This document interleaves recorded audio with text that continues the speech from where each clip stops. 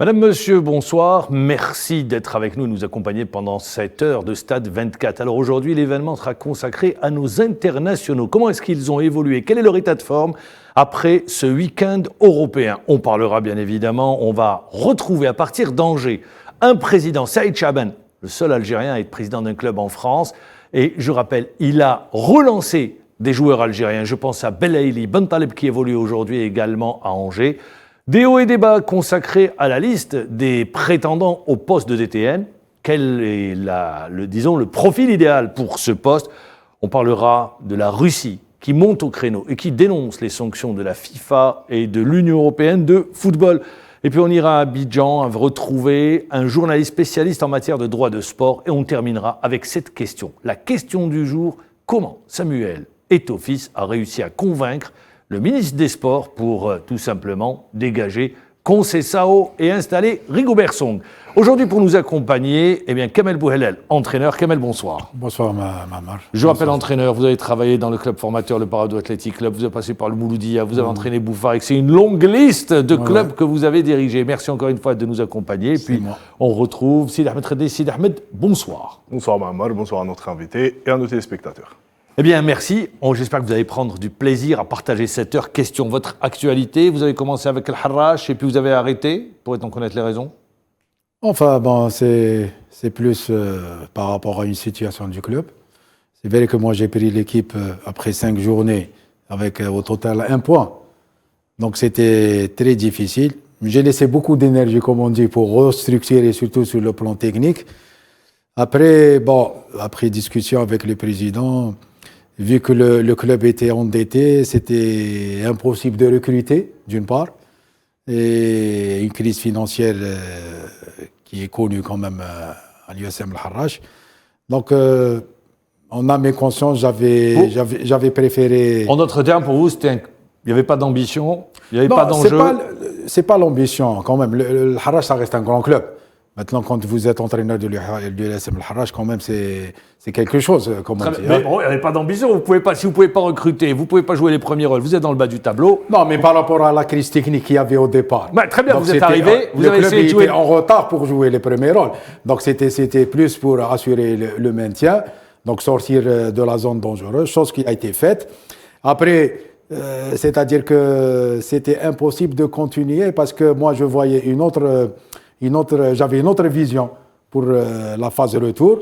Malheureusement, avec le non-recrutement et de joueurs nouveaux pour renforcer les 3 compartiments, moi je voyais que c'était un peu difficile. D'où votre décision de partir? Oui, mais c'était Kemakolo très gentil et à l'amiable. Eh bien voilà, très gentil et à l'amiable. Allez, on va enchaîner avec le comportement de nos internationaux durant ce week-end européen. C'est un sujet signé Maïssa Krepadza. Peut inspirer imité par Islam Slimani qui est de retour au Sporting cet hiver. Il a inscrit un doublé hier face à Arouca, devenant le 4e meilleur buteur de l'histoire du club. L'autre liade de la sélection. Dans le championnat italien, l'AC Milan reprend les commandes du Calcio après sa belle victoire face au Napoli. Ismaïl Bennacer, qui vient de Rempilier jusqu'en 2026, a été époustouflant durant toute la rencontre face à son coéquipier en sélection Edmounes, qui lui est entré en fin de match. Cela n'a pas suffi pour les Napolitains qui se sont inclinés 1-0. En Bundesliga, Rami Ben Sebaini enchaîne les matchs avec son club qui n'est pas au mieux la défaite de ce week-end face à Stuttgart. Les grosse inquiétude pour le sélectionneur national à moins de 3 semaines du premier match face au Cameroun. Eh bien voilà, c'était un round-up sur le comportement de nos internationaux dans leurs différents clubs et avec nous à partir d'Angers, le président Saïd Chaban. Président, bonsoir. Bonsoir à vous. Bonsoir à tous les Algériens qui nous écoutent. Merci d'être avec nous en direct. Alors, la particularité, vous avez joué contre Rennes, vous avez perdu 2-0, vous avez joué contre une équipe rennaise qui est en grande forme sur une dynamique de victoire. Mais la particularité d'Angers, c'est que vous avez tenté de relancer plusieurs joueurs algériens et même de recruter en Algérie. Je pense à Belaïli, El Mellali, Loussif. Et puis le dernier en date, c'est Bentaleb qui est arrivé chez vous. Alors, président, vous tentez des coups avec ces joueurs ? Non, je pense pas qu'on parle de coup concernant Farid ou Lossif. C'est plutôt une relation avec le président du Paradou qui a fait qu'à un moment donné, on s'est rapproché là-dessus. Par contre, pour ce qui est de Belaïli, c'était vraiment une opportunité à un moment donné. Et compte tenu de son histoire et de sa suspension, on s'est dit, avec le coach de l'époque, pourquoi ne pas essayer de le relancer. Voilà, il est arrivé chez nous en septembre, en période du mercato, comme il était censé être au chômage. On a pu le faire. Il est arrivé avec des béquilles, donc blessé. Il venait de se faire opérer. Les prétentions qu'il pouvait avoir. Et dans la discussion, je leur ai dit de toute façon, même si je voulais le garder, j'avais pas les moyens extérieurs au club à s'entraîner. C'était pour l'aider à retrouver l'équipe nationale. C'était ma première motivation. Et ma deuxième, que c'était la cerise sur le gâteau, c'est que dans la discussion, on est arrivé à trouver un terrain d'entente et à engager Nabil au sein du club d'Angers, chose qu'on n'aurait jamais pu faire s'il était encore à Schalke ou en Angleterre. Très bien. Alors, question de Sid Ahmed Redis.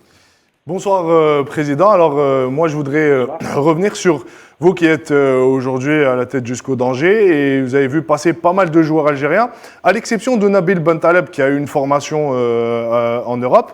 Moi, je voudrais revenir sur les cas des Algériens qui sont issus du championnat local. Il y a eu Melali, il y a eu Lossif, comme vous l'avez dit. Il y a eu aussi Belaïli à une période que vous avez repris, on connaît les conditions après une suspension, etc. Aujourd'hui, ma question, elle est toute simple. Qu'est-ce qui manque à ces joueurs pour pouvoir s'imposer au plus haut niveau à Angers, en première division? On a vu cette semaine, ce week-end, Melali marquer son premier but. Je rappelle, il est prêté par Angers à Pau, donc il a marqué aujourd'hui. Aujourd'hui, vous, en tant que président, que manque-t-il à ces joueurs qui brillaient dans le championnat algérien et qui n'arrivent pas à réellement s'imposer en Ligue? Alors, je vais faire un distinguo entre Belaïli et El Belaïli.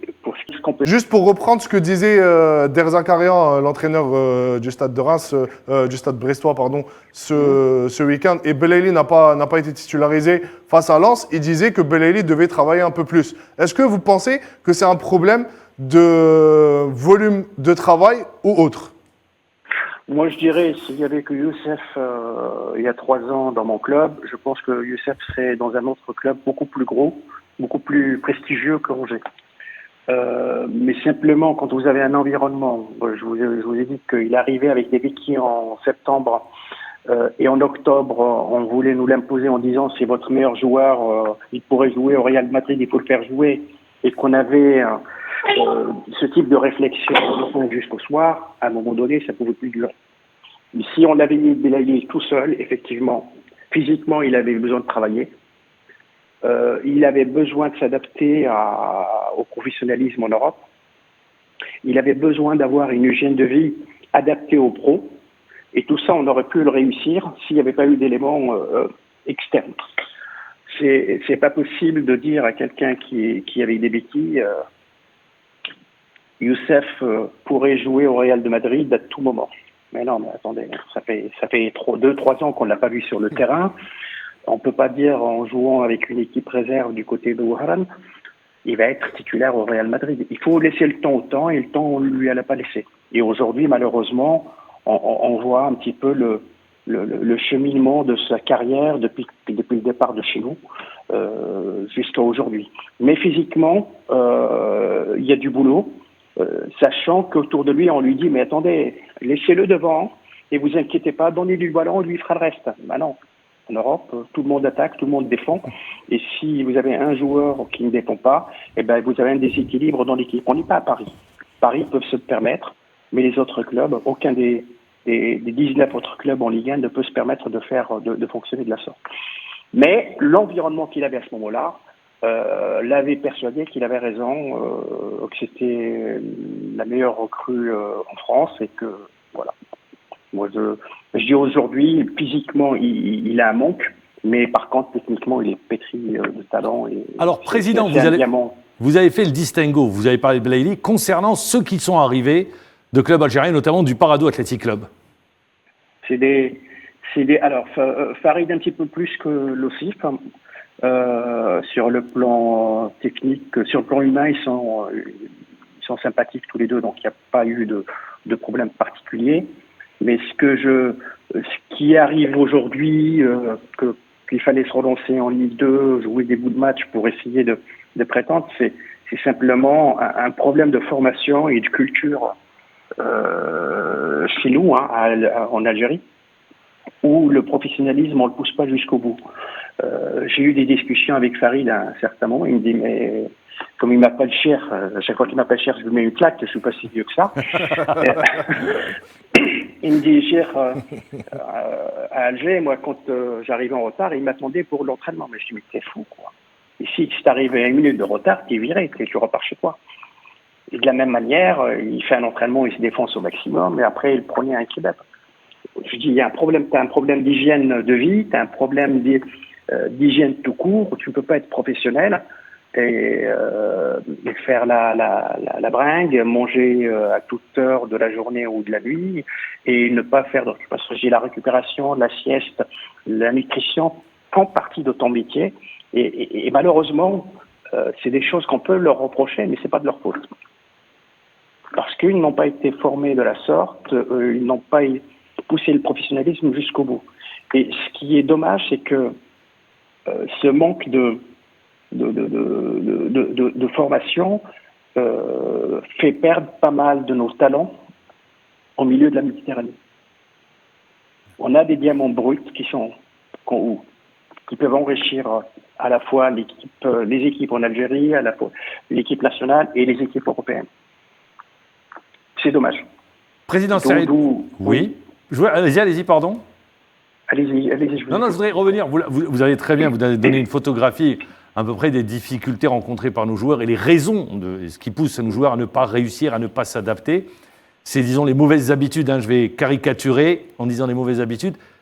Alors, Président Saïd Chaban, est-ce que vous n'avez pas pensé à un partenariat ou à créer une académie en Algérie ? J'ai vu le Paris Saint-Germain, par exemple, l'a fait, Marseille l'a fait, pas en Algérie, sur le continent, mais en Algérie. Est-ce que vous n'y avez pas pensé ?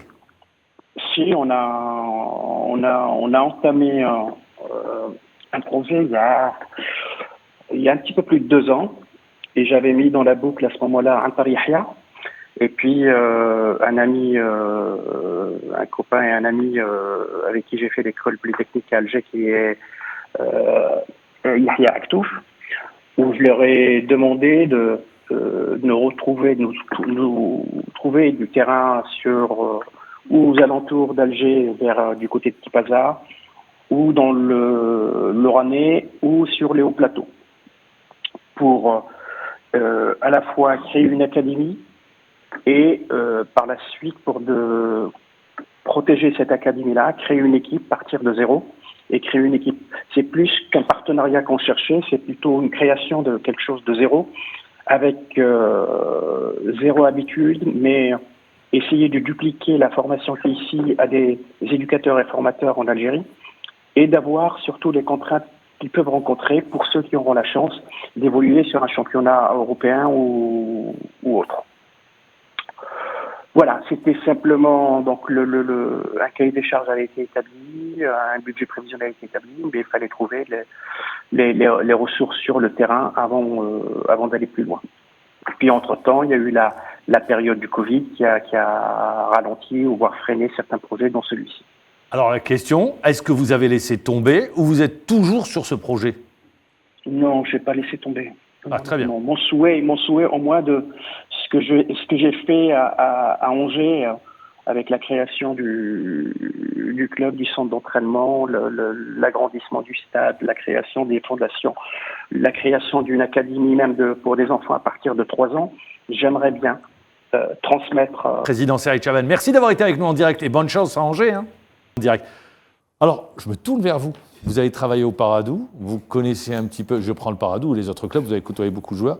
C'est les mauvaises habitudes données à nos joueurs qui font qu'ils n'arrivent pas à passer ce cap pour beaucoup ? Les mauvaises habitudes, c'est pas le club qui les donne, quand même. C'est l'environnement ? C'est tout un environnement. Oui, mais l'environnement, il est au club déjà. Quand j'entends, quand M. Saïd Chaban dit, par exemple, Melali lui dit, Il arrive en retard. J'arrive en retard, ils m'attendent. Non, mais ça m'a marre. Là, maintenant, si on parle du Paradou. Hein.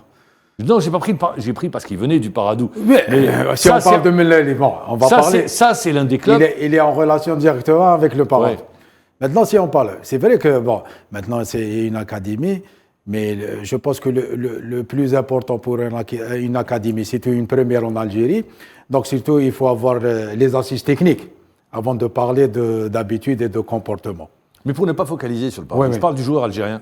Il prend trop de mauvaises habitudes? Beaucoup même. Beaucoup même. C'est dû à quoi? Ben, c'est comme ça. C'est dans l'esprit, c'est comme ça. C'est les formateurs qui n'inculquent pas? C'est l'absence d'un centre de formation? Bien sûr.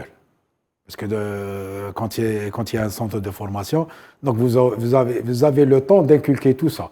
Mais quand vous êtes, comme on dit, quotidiennement à l'entraînement, pour 2 heures d'entraînement par jour, je pense que la première des choses, un entraîneur, surtout en pleine formation, c'est de travailler le maximum les 2 heures ad hoc. Au lieu Mais je pense que avant, moi je parle des années 80, quand j'ai commencé à entraîner, on faisait des trucs pareils, c'est-à-dire des séances théoriques sur le comportement du joueur, l'hygiène sportive, tout ce qui s'ensuit. Non, mais ça se fait aussi. Hein, maintenant, je ne sais pas. De ma génération, ça se faisait. Maintenant, ça se fait. Moi, je pense que, pour revenir à ce que disait le président Chaban, je pense que c'est un tout. Comme le disait Mahamar, l'absence de centre de formation déjà. Bien sûr. Et c'est un tout à tous les niveaux. C'est-à-dire qu'on ne peut pas sanctionner, mettre en place un règlement intérieur et sanctionner un joueur qui n'est pas payé depuis 13 mois. Comment on fait? Non, mais indépendamment. C'est-à-dire que sur l'aspect... Non, mais Maman, il n'a pas parlé. Non, je ne vais pas rester sur les salles. Oui, je sais, non, mais c'est un tout. C'est un tout. Je vais rester sur les fondamentaux. Les fondamentaux sont basés sur une succession de faits. Oui, mais les fondamentaux, par exemple, quand le joueur, je suis désolé, l'entraînement, il doit être en avance. Le footballeur, c'est un sportif. Son corps. Je ne vais pas vous apprendre un match de football pour avoir été joueur. Au bout de 2-3 mois, on n'a plus la motivation. Tu n'en es pas payé. C'est-à-dire qu'on peut faire des efforts, mais au bout d'un certain temps, ça y est. Une carrière, ça se gère. Oui, mais malheureusement, c'est le club, ce que je dis. Pour lui-même, c'est-à-dire l'administration doit suivre aussi. L'assise, c'est le plus important. C'est très important. Je pense qu'on n'est pas... Le problème, c'est que vous avez un jeune joueur, il prend de mauvaises habitudes, ça se répercute. Par exemple, je vais prendre la diététique. La diététique. Ça, c'est l'absence de centre de formation. Il n'y a pas de nutritionniste au sein des clubs. Il n'y a pas un suivi. Et souvent, ce sont les entraîneurs même qui doivent gérer ce genre de problème. Quand il parle de Belaïli, moi j'ai très bien compris ce que veut dire le président Saïd Chaban. J'ai très bien compris. Quand il dit son environnement, c'est-à-dire son père et son manager. Exactement. Non, donnez-lui le ballon devant, il va marquer, à faire la différence. Il peut jouer au Real Madrid. Ouais. C'est tout ce qu'il ne faut pas faire, quoi. Bien sûr que ça, c'est pas des arguments. Voilà, c'est un gros gâchis, Youssef. Bien sûr que c'est un gros. Pourquoi je prends Youssef, je prends Loussif, El Melali? C'est des joueurs qui n'ont pas pu s'adapter. Ouais. Et des joueurs qui brillaient dans le championnat. C'est-à-dire, bon, maintenant... Le passage à l'étape supérieure. Le président, il a bien dit, techniquement, ils sont présents. Oui. Ils sont là. Oui, mais ça ne suffit pas. Mais ça ne suffit pas, parce que les autres joueurs, ils les dépassent. C'est-à-dire, peut-être, ils sont plus armés et plus forts qu'eux, parce qu'ils utilisent d'autres moyens, d'autres méthodes pour s'exprimer et être toujours en progression et toujours en forme. C'est vrai qu'un sportif de haut niveau, comme il a bien dit, il a même parlé de la sieste et de la nourriture. Non, je pense que c'est des trucs qui doivent marcher avec un footballeur de haut niveau automatiquement. Oui, c'est la base. C'est la base, parce que le moyen de la récupération, surtout invisible, c'est ce que doit faire le joueur lui-même, pas ce que lui donne le club. Mais ça, on l'inculque aux joueurs dès le jeune âge. Et c'est pour ça que je dis l'absence de centre de formation. Oui. Quand vous avez, par exemple, on prend les jeunes. Si on doit revoir un peu, d'ailleurs on parlera tout à l'heure de DTN, et on parlera de jeunes aussi, c'est très important. Aujourd'hui, on parle de jeunes catégories. Si un jeune s'entraîne sur une surface de 40 ou 30 mètres carrés et que le terrain est coupé en 8, c'est pas possible. Il n'y a pas les bases dès le jeune âge. On apprend à ce joueur à ne pas suivre le bon modèle dès son jeune âge. Donc après, ça se répercute. Si on n'a pas une bonne formation, déjà dès la préformation, on n'a pas les bases qu'il faut, il faut s'attendre à ce qu'un arbre ne va pas pousser droit si on ne le dirige pas. Mais quand j'ai parlé de séances théoriques, ça englobe ces oui, c'est points. un tout. Bien sûr, ce n'est pas la séance théorique purement tactique. Parce qu'avant, on le faisait. C'est-à-dire surtout sur l'hygiène du joueur, que ce soit sur Moi, je peux vous citer, la douche.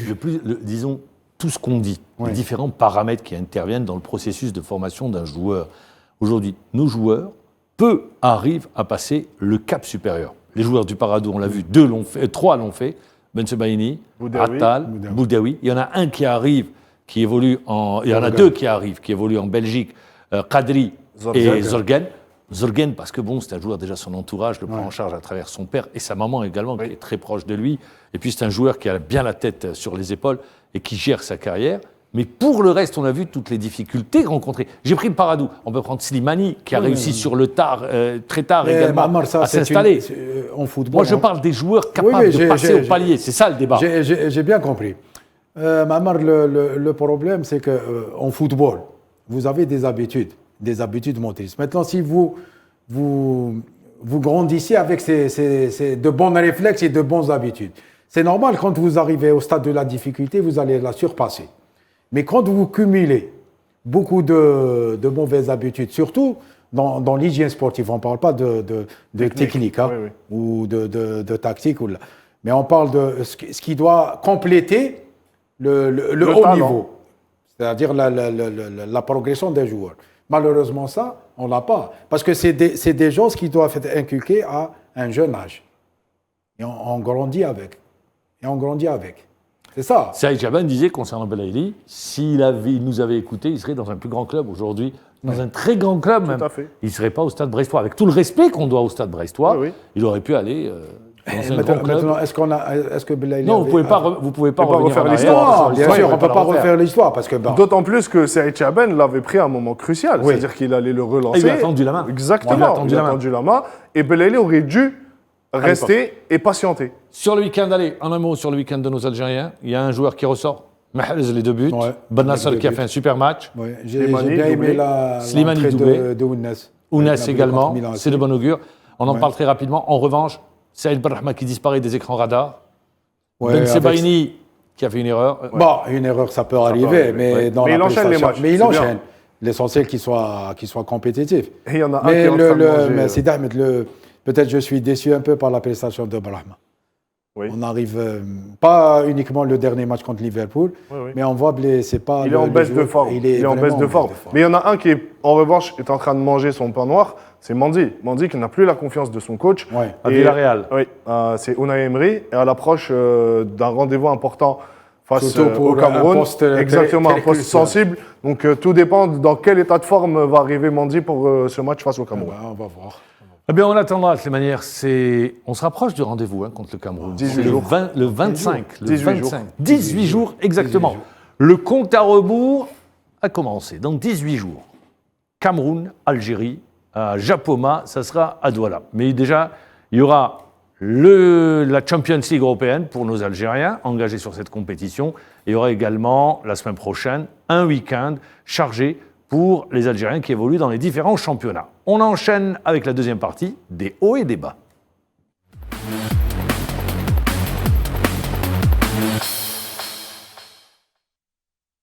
Des hauts et des bas avec la liste des prétendants à la direction technique nationale dévoilée.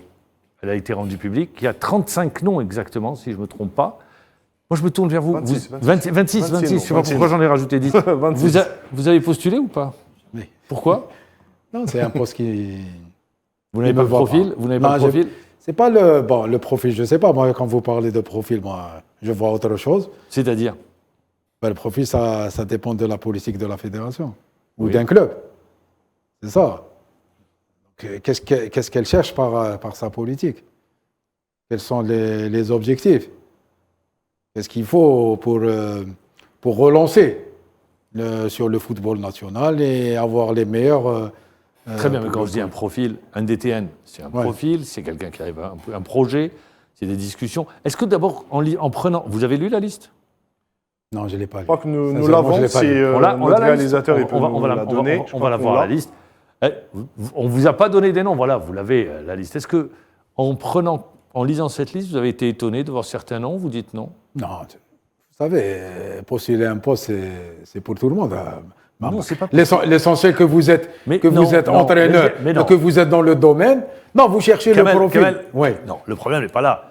Il y a de jeunes entraîneurs, ils quittent le terrain pour un poste vous quittez complètement le terrain et vous vous trouvez dans un bureau à faire de la conception. C'est pas la même chose. Bien sûr. D'accord. Est-ce que ça vous a étonné? C'est ce que je vous pose. Oui, ça m'a étonné. C'est ça, la question est là. C'est vrai que retrouver de jeunes entraîneurs qui peuvent encore donner sur le terrain, parce que déjà le profil, il faut avoir une personne déjà...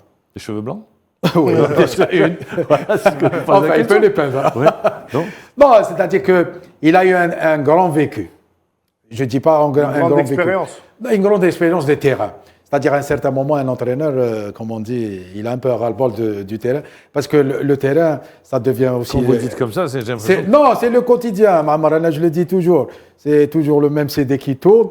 Donc vous avez 25 joueurs, c'est un travail. Bon, maintenant, le profil le DTN, donc c'est surtout avec un projet. C'est vrai, moi je retourne toujours la question pour la fédération. C'est quoi son objectif? Après, trouver la personne qui peut mettre en application ce projet-là. Je pense que ceux qui prétendent vont être tout d'abord entendus par une commission. Bien sûr, très bien, c'est pour normal. savoir. Donc ça ne peut sert pas à rien des être choses. comme ça. On attendra. Mais pour vous, le profil, un Algérien, un étranger, il y a eu un seul étranger, je pense, un seul étranger. Ah, maintenant, moi je pense que le DTN, moi je vais pour un Algérien. Moi je vais pour un Algérien, mais pas avec les mains liées. C'est-à-dire laisser travailler, laisser mettre... Qui a eu les mains liées? Non, je ne sais pas. Personne Parce n'a eu que les mains généralement... liées. Ça, on aime bien de coller les étiquettes, les mains liées. Ouais, les mains liées. préjugés. C'est des préjugés, non? Ouais. Non, c'est pas un préjugé, mais moi je dis, il faut laisser le temps aussi. Laisser le temps. Par exemple, je prends l'ex-DTN qui disait je n'ai pas été entendu au niveau du bureau fédéral. Il a assisté aux réunions du bureau fédéral. Il a assisté. Il était présent. Oui. Amr Chafik. À chaque fois, il était présent. Il était présent, il a pris la parole. Alors il dit j'ai pas été entendu. C'est pas vrai. Il n'a pas été entendu dans son travail ou il n'a pas été entendu par personne ne m'a jamais. Non, par le bureau j'ai pas fédéral. été entendu. Personne ne m'a entendu. Or, c'est pas vrai. On essaye toujours de se cacher derrière de faux prétextes. C'est pour ça que je dis je suis étonné par moment. Non, mais là, je le dis. Les techniciens aiment se cacher quand ça ne va pas. Non, c'est pas ça. Quoi? Moi, je dis que la première des choses, quand j'ai parlé de main liée, c'est-à-dire que laisser s'exprimer avec ses idées aussi. Oui. D'accord? Il arrive avec un projet. Et avec un projet. Le projet là, il peut être complet comme il peut être incomplet. Il peut être modifié, il peut être enrichi. Il peut avoir des réajustements. Voilà, il peut avoir des réajustements, d'une part. Donc c'est là où le DTN doit s'exprimer. C'est-à-dire prendre en considération ses propositions, ses idées. C'est ça. Après, moi, ce que je... Parce que maintenant, on veut devenir DTN et ne faire que exécuter. Non, il ne peut pas exécuter. C'est Voilà, un projet que vous portez. Qui va lui donner à exécuter? Non, il n'y a pas d'exécution. Ouais. Il exécute le projet qu'il met en place, Voilà. qui doit être adopté par le bureau fédéral. Voilà. Oui, bien sûr. À court, à moyen ou à long terme. Moi, je pense déjà que sur Ouais, la il y a des liste... périodes d'évaluation, il y a des périodes d'évaluation, on fait les bilans. Moi, je pense que déjà sur la liste, on retrouve des noms connus et des noms méconnus du grand public. Donc, c'est déjà une bonne chose que la fédération ait ouvert un dossier de dépôt lancé un de appel à candidature, un candidature. appel à candidature. Ça, c'est une première. Donc, par la suite, il faudrait d'abord essayer de porter un projet avec de grandes lignes. C'est-à-dire qu'on n'est pas obligé de rentrer dans le détail aux yeux et aux yeux de tous.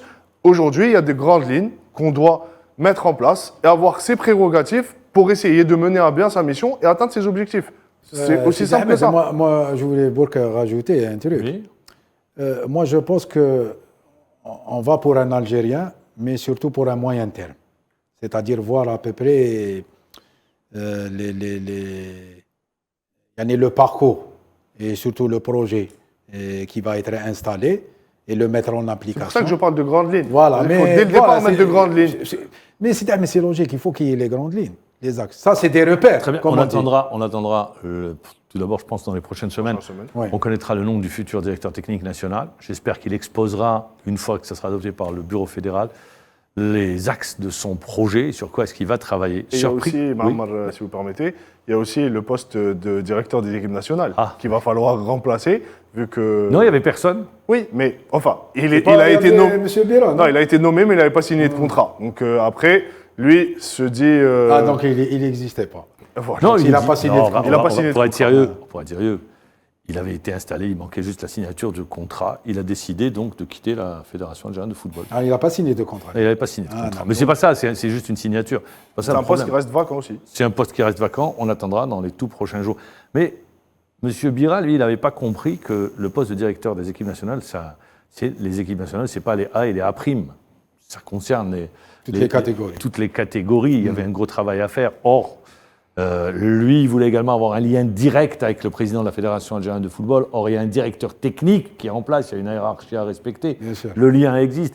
Bon, c'est tout ça qu'il n'a pas voulu expliquer également, parce qu'il n'a pas expliqué à la presse, il n'a pas donné les vraies raisons. À la Lui presse. invoquer des raisons personnelles. Oui, il n'y a pas de raison personnelle, il faut appeler un chat un chat. Voilà les raisons qui l'ont amené à quitter la Fédération algérienne de football. Et on laisse entendre qu'il pourrait dans les prochains jours, aller à l'entente de Sétif. Alors on va revenir sur un sujet d'actualité également. Autre sujet d'actualité, mais là il est au niveau international, c'est la Russie. La Russie qui a été sanctionnée par la Fédération, ou exclue tout simplement, par la Fédération internationale de football et par l'Union européenne de football. C'est sur pression du Comité international olympique. Récit signé Tina Mahassi. Sa sélection ayant été exclue de la Coupe du Monde au Qatar, après l'opération militaire en Ukraine, la Russie va saisir le tribunal arbitral du sport pour tenter de réintégrer la compétition. La Fédération russe de football va faire appel devant le tribunal arbitral du sport de Lausanne de son exclusion de la Coupe du Monde 2022 et de toutes les compétitions internationales, a-t-elle annoncé dans un communiqué jeudi. La Russie devait affronter la Pologne le 24 mars en barrage. Mais le 28 février, la FIFA et l'UEFA l'ont exclu de toutes les compétitions en réaction à son intervention en Ukraine. La fédération russe exigera la réintégration de toutes les équipes nationales, masculines et féminines, dans toutes les compétitions, a-t-elle assuré, demandant au TASS une procédure accélérée sur ce dossier. À 3 semaines de la rencontre prévue face aux Polonais qui ont déjà annoncé qu'ils ne joueraient pas ce match sous aucun prétexte discriminatoire. Dès la publication de cette décision des instances du football international, lundi, la fédération russe avait dénoncé les effets discriminatoires de la mesure sur un grand nombre de sportifs, d'entraîneurs, d'employés de clubs ou de la sélection nationale. La Russie a fait appel au tribunal arbitral des sports, a déposé un recours. Politique de deux poids, deux mesures. Oui. On n'a jamais vu la FIFA ou l'Union européenne de football, parce qu'il dépend de l'Union européenne de football, Et même le CIO. ou le CIO faire pression pour l'exclusion d'Israël, par exemple, Oui. à travers ce que fait Israël en Palestine, où il tue des enfants, il tue des civils, il bombarde. Et pourtant, on n'a rien vu. C'est pas du tout. Pourquoi une politique de deux poids, deux mesures? Non, mais vraiment, pour moi, c'est des sanctions, c'est-à-dire qui n'ont pas de sens, d'une part. Et peut-être que si la Russie elle-même a demandé de ne pas participer, Non. donc il n'y a pas eu le... Non, mais la Russie, Non, la Russie a été exclue. Non, la Russie, si elle ne veut pas participer en tant que de guerre avec l'Ukraine, il n'y a pas de problème. Non, ça n'a rien à voir. La Russie veut participer, le problème n'est pas là. Non, mais si la Russie avait posé le cas de ne pas condition, participer, la condition, elle ne participe pas. C'est-à-dire qu'elle s'écarte. Le problème ne se pose même pas. Il se pose même. Maintenant, s'il y a une sanction. Bon, moi, pourquoi j'ai parlé de ça? Vous vous rappelez, Mahamar, lors de la Coupe d'Europe en 91, 90. Allez-y, dites-moi, je vais vous dire. La Yougoslavie, là, non pas. C'était en 1992. 92, on a repêché le Danemark. Le Danemark avait été Voilà. repêché. Là, Et pour c'est le Danemark qui l'a remporté. C'est vrai que le pays était en pleine guerre, donc c'était Oui, impossible. mais on a vu sur cette question-là, Oui. c'est parti crescendo. Exactement. Dans un premier temps, Oui. ça devait être sans hymne et sous le drapeau du comité olympique russe. Sans drapeau. Et Même pas. sans drapeau, Oui, même pas de sans drapeau. drapeau oui, c'est pour vrai, le même pas de football. drapeau, pour le football. Et puis c'est monté à la Mais pression internationale. C'est ça les sanctions. Les sanctions sévères. Non. Ça commence à être. mais mais ça commence à peser. Non, maintenant, si on part purement sportif, moi, je pense que c'est des sanctions qui ne devraient pas Et en plus, y avoir. ajouter à cela, la Fédération internationale de football dit ne pas mêler politique et Apolitique. sport. Oui, On est bien apolitique. sûr. Ouais. Or, on voit là, ils ont suivi le mouvement général. Oui, ils ont suivi le mouvement, alors que normalement, ils ne devraient pas. Enfin, moi, je retiendrai ce qu'avait dit le président de la Fédération russe, c'est que ces instances-là se basent sur des faits illégaux pour sanctionner la Russie. Et dans le même temps, il y a eu la pression de ces pays qui sont la Pologne, suivie par la France. On voit ce qui se passe aussi, la Chine qui a interdit la diffusion du championnat. Il y a beaucoup de championnats aussi, comme la Première Ligue, qui n'est plus diffusée en Russie. Donc il y a eu toute une médiation de fait par rapport à cette invasion de la Russie en Ukraine. Mais dans le même temps, la réponse de la Russie ne s'est pas fait attendre. Parce qu'au départ, il n'y avait pas de sanctions, il n'y avait pas d'exclusion. On parlait juste, comme l'a dit Mahamar, de jouer les compétitions sans hymne, sans drapeau, sur un terrain neutre, sans public, à huis clos. Oui, mais par la suite, il y a eu une pression de ces fédérations-là. Et la FIFA, comme l'a dit Mahamar, qui est censée être apolitique, l'UEFA aussi, ont suivi le mouvement et sous l'égide du CIO. C'est le CIO qui a donné qui a donné un peu le ton, le son de cloche. Qui a donné le là. Le là, voilà, exactement, qui a un peu forcé les choses. À l'époque de la guerre froide, les Américains, ils ont il y a eu le boycott des Jeux Los Angeles et il y a eu avant les Jeux Olympiques de Moscou. La finale de la Ligue des Champions. Elle ne va pas se jouer à Saint-Pétersbourg. Oui, non, ça c'est les premières sanctions qui sont tombées.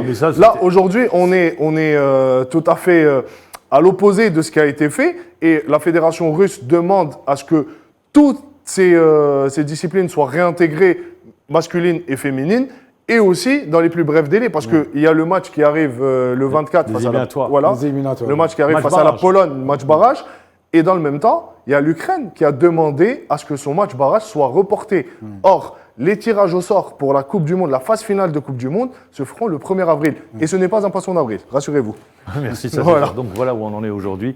Concernant, alors je rappelle, la Russie a fait appel, a déposé un recours auprès du tribunal arbitral des sports. On attendra la réponse dans les tout prochains jours. On va justement dans le haut et débat retrouver Mourad Slatni, c'est l'entraîneur des U18. Eh bien, lui, il est l'entraîneur de l'équipe qui représentera l'Algérie aux Jeux méditerranéens d'Oran. Ça sera coup d'envoi le 25 juin jusqu'au 5 juillet. Mourad Slatni, bonsoir. Bonsoir, Mahamar, bonsoir tout le monde. Bonsoir. Merci d'être avec nous en direct. Mourad Slatni, on est à 2 mois et demi à peu près des JM, à pratiquement plus de 100 jours. Est-ce que vous pensez que vous pourrez avoir une équipe compétitive pour ce tournoi? C'est vrai, il ne reste pas beaucoup de temps par rapport au début de la compétition, ça veut dire des Jeux méditerranéens. Il nous reste à peu près 90 jours. Donc, on est très très en retard. Si on compte à partir de la date où on a mis en place notre plan d'action et notre programme, jusqu'à l'heure actuelle, on n'a pas joué de matchs internationaux, des matchs amicaux internationaux. Donc, possible que cette semaine, la fédération et la direction technique nationale sont en pleine action par rapport au dossier du prochain stage numéro 7, le stage numéro 7 qui va s'effectuer en Espagne. On espère bien que tout se passera bien, Inch'Allah, et qu'on jouera 2 matchs contre Villarreal et Valence, avec la tranche de notre catégorie, c'est-à-dire les U19, quoi, les 2003-2004, voilà.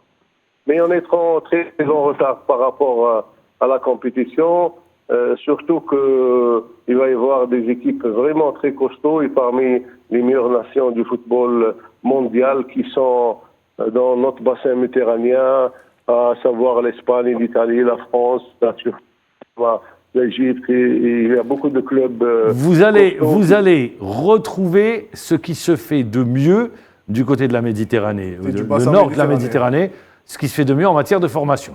Tout à fait. Non, je n'ai pas bien entendu la question. Je vous ai dit, vous allez retrouver ce qu'il y a de mieux en matière de formation. Vous avez l'Espagne, vous avez la France, vous avez l'Italie. Donc, vous allez retrouver de grandes nations du football.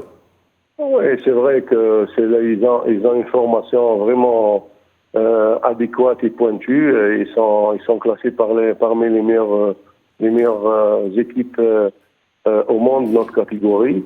Mais nous, on va jouer, on va mettre tout à notre côté, on va faire de notre mieux. Les meilleurs joueurs qui existent en Algérie, les meilleurs joueurs qui existent dans les championnats algériens, qui existent dans le championnat européen et surtout championnat français. Et c'est la première fois, dommage, c'est le deuxième stage qu'on va effectuer avec tout le groupe. Et le manque de cohésion, le manque de travail tactique, de la recherche de notre identité de jeu, de notre philosophie de jeu et tout.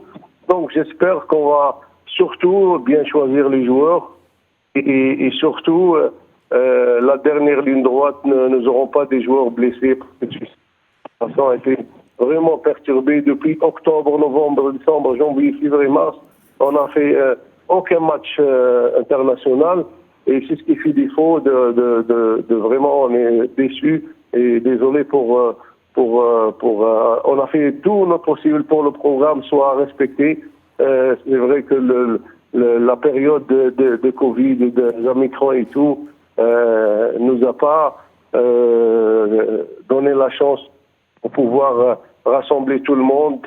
Et j'espère, Inch'Allah, vous qui est les meilleurs jours. Dans cette période exactement de la compétition, auront la meilleure de leur forme, Inch'Allah. Alors, Mourad Slatni, rapidement, une dernière question. On arrive à la fin de l'émission. S'il vous plaît, je voudrais savoir, vous allez être confronté à, comme l'a dit Ma'mar, les meilleures nations sur le plan de la formation. On l'a vu, l'Algérie avait déjà affronté la France. On a connu le résultat. Donc, aujourd'hui, je voudrais juste vous poser une question. Quel est l'objectif et quel est le discours qu'on tient avec ces joueurs en allant disputer un tournoi pareil? Sincèrement, l'objectif, puisque c'est nous le pays organisateur, et on la joue devant notre grand public et ici en Algérie. On va encore se mesurer par rapport aux matchs amicaux, par rapport à ce qu'on aura comme match international. C'est vrai qu'on a des joueurs qui ont participé, on a démontré quelques-uns qui ont participé avec les U20, les 2003, qui ont participé à la Coupe arabe des Nations au mois de juin en Arabie Saoudite. Ils ont fait en prestation, il y avait 4 joueurs en 2004.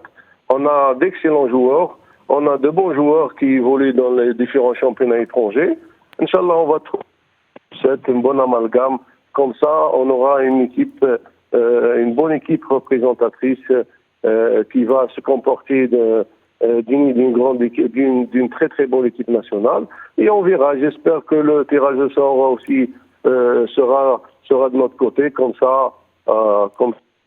Et il y a aussi le côté chance, le facteur chance. Et Inch'Allah, on va faire tout de notre mieux pour faire une bonne prestation. Merci, et pourquoi pas, nous, c'est le dernier carré, puisque c'est l'Algérie qui organise. Toujours avec les joueurs, on parle. Merci Mourad Slatni, c'est tout le mal. Merci Mourad, c'est tout le mal qu'on vous souhaite. On a très bien compris votre objectif. Votre souhait, c'est d'être dans le dernier carré. Merci encore une fois. La compétition débutera le 25 juin et s'achèvera le 5 juillet prochain. C'est vrai qu'il a, je vais vous demander une réponse courte, le temps n'est pas en sa faveur, ne joue pas en sa faveur. Beaucoup. 25 juin, pas beaucoup de stages. Allez, on enchaîne avec la question du jour.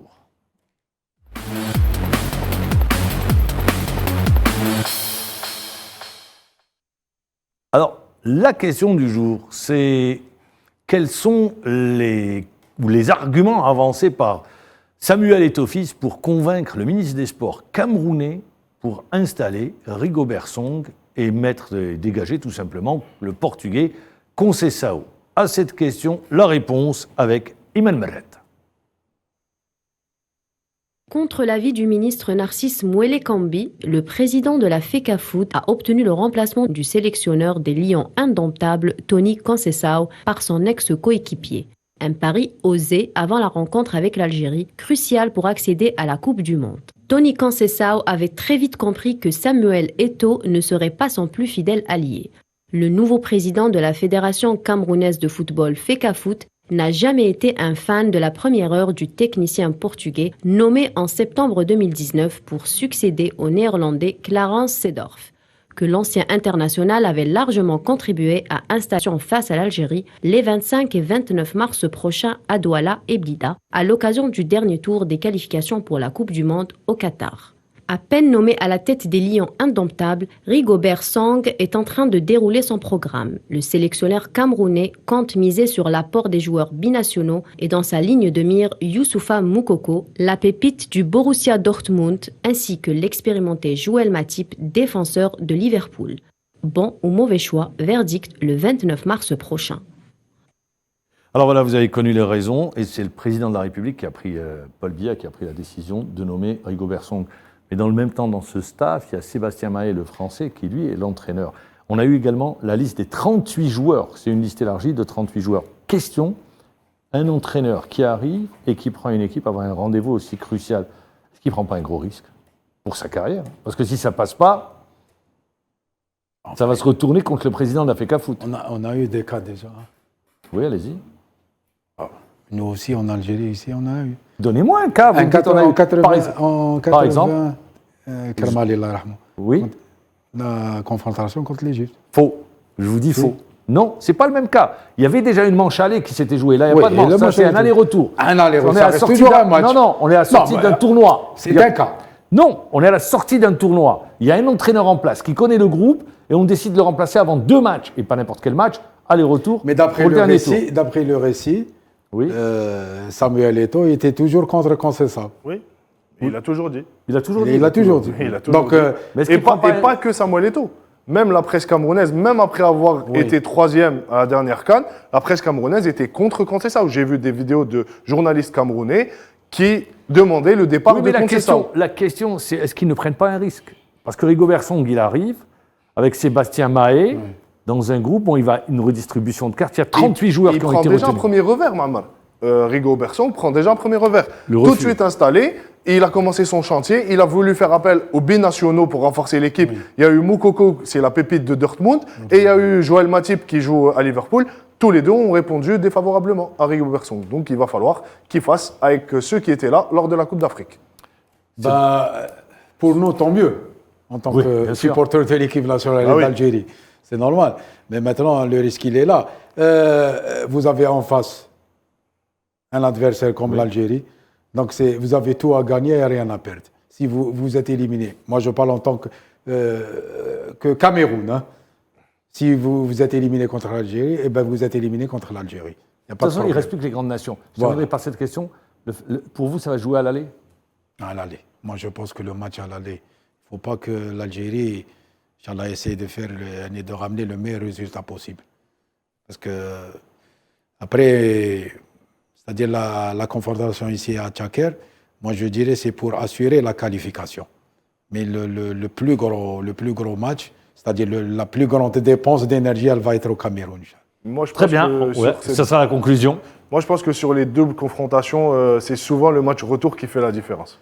Eh bien, ça sera le 25 et le 29. Merci d'avoir été avec nous, merci de nous avoir suivis. On vous dit bonne soirée et on vous donne rendez-vous lundi prochain. Au revoir.